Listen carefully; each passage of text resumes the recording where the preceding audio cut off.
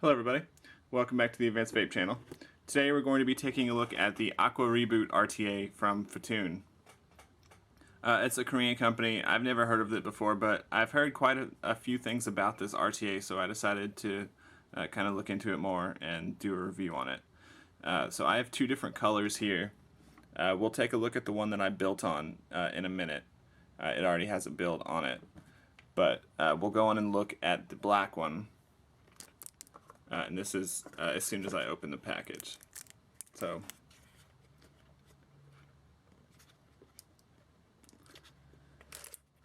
it's about 25 millimeters. It kind of looks a little bit similar to the Reload.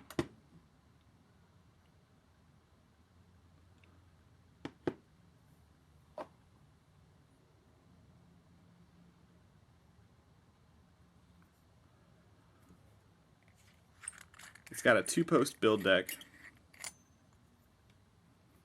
2-post, 2-terminal, so not velocity, just 2 terminals, and big kind of teardrop airflow there, and 4 wicking channels.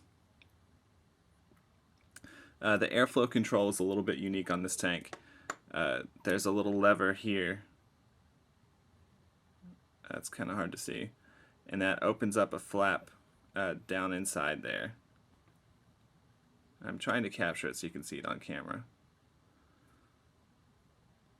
Let me get a different light.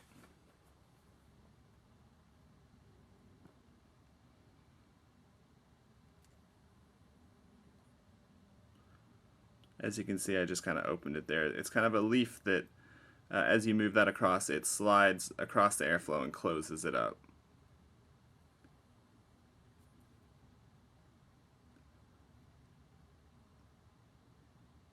Pretty easy to use, just kind of hard to get on camera with the way my lighting is set up. You can kind of see it there. So me personally, I've only ever used it with it all the way open, which is how it is right now. This is all the way closed and all the way open. So that's the only way that I've used this airflow. There's the top cap. And the top fill is very simple.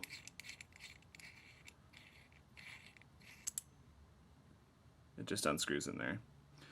And the threads feel really nice and smooth, especially once you have a little bit of juice on them. They work very well. So the other one that I have is the blue one, blue color.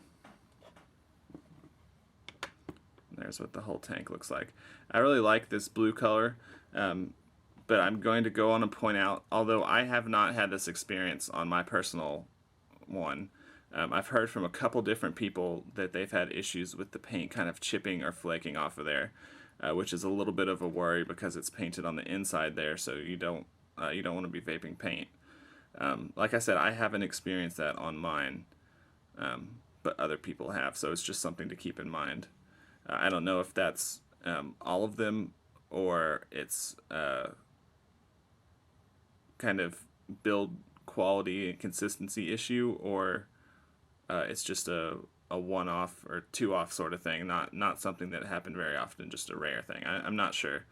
I haven't had that issue with mine.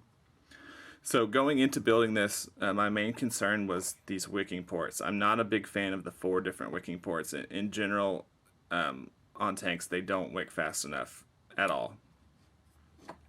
And I was also a little bit worried about these grub screws. There's 2 grub screws there, and that's a lot of pressure on those 2 screws to lock down both of those coils at once. So those are the kind of things on my mind when I was going into building it. And in my experience, the only thing that still continues to worry me a little bit is those grub screws. They don't feel like they're the strongest. I haven't stripped mine out, but I haven't done a ton of builds on it either. I kind of just did a couple test builds and left this one on there. So it feels as though they might strip out, especially considering how much tension you need to put on to secure a larger wire well enough.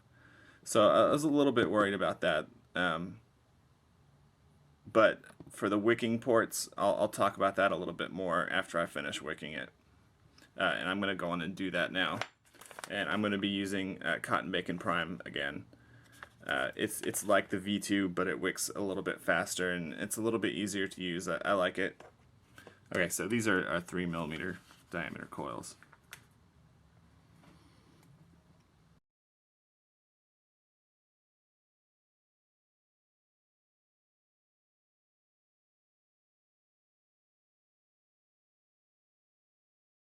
So I normally cut it kind of right at where that wicking port is, about halfway in there. And then just pack those channels.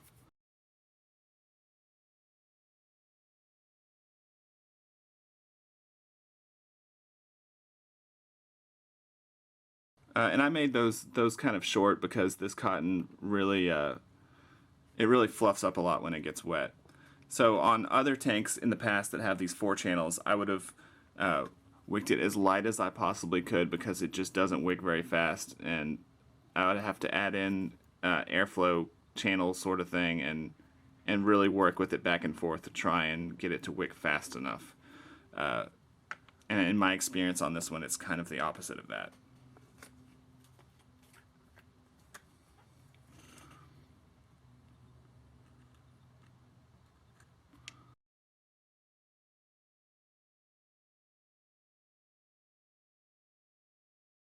So you just want to make sure that they're all fully packed in there. No gaps or anything.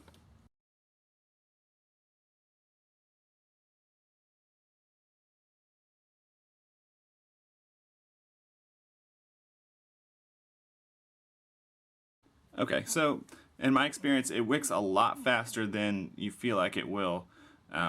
Like I said, on other tanks, I had to wick it super light and make sure those channels are not all the way full. But on this one, you kind of need to make sure that those channels are all the way full because this is extremely efficient at wicking. And if you don't, it'll leak. So that the way that I just did it is probably the least amount of cotton that you want to use on this. Otherwise, it's going to leak. And I'm doing that because I have staples in there and they're big coils.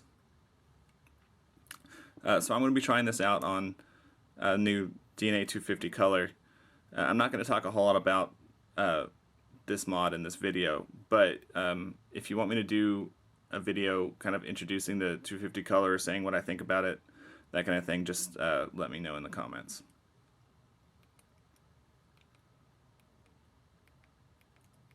So I'm going to do this at maybe 125.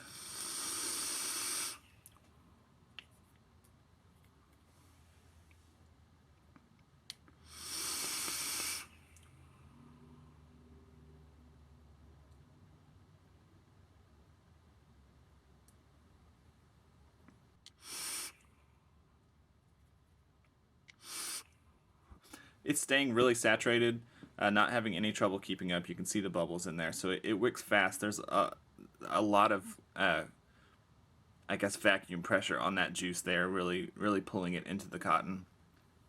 So no issues with wicking at all. The flavor is also surprisingly good. The airflow is a little bit on the turbulent side. It doesn't feel really smooth.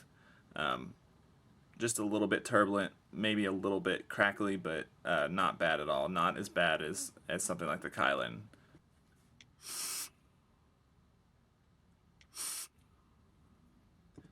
Yeah, I really like the flavor coming off of this tank.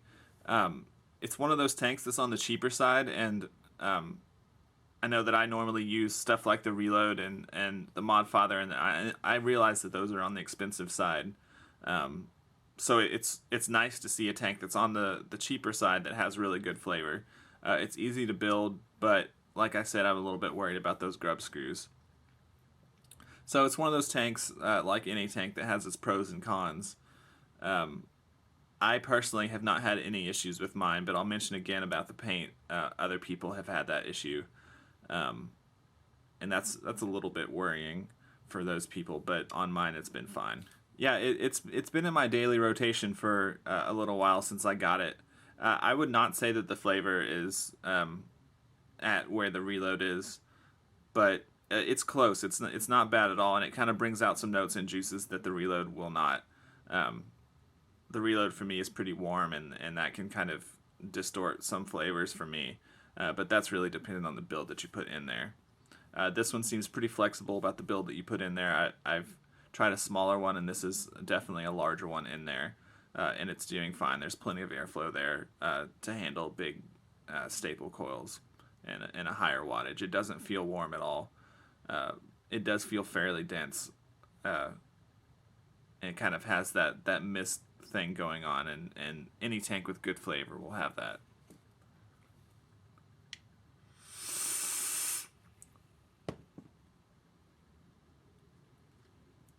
Yeah, overall, I'm pretty happy with it. It's worth checking out. I really like the color on that.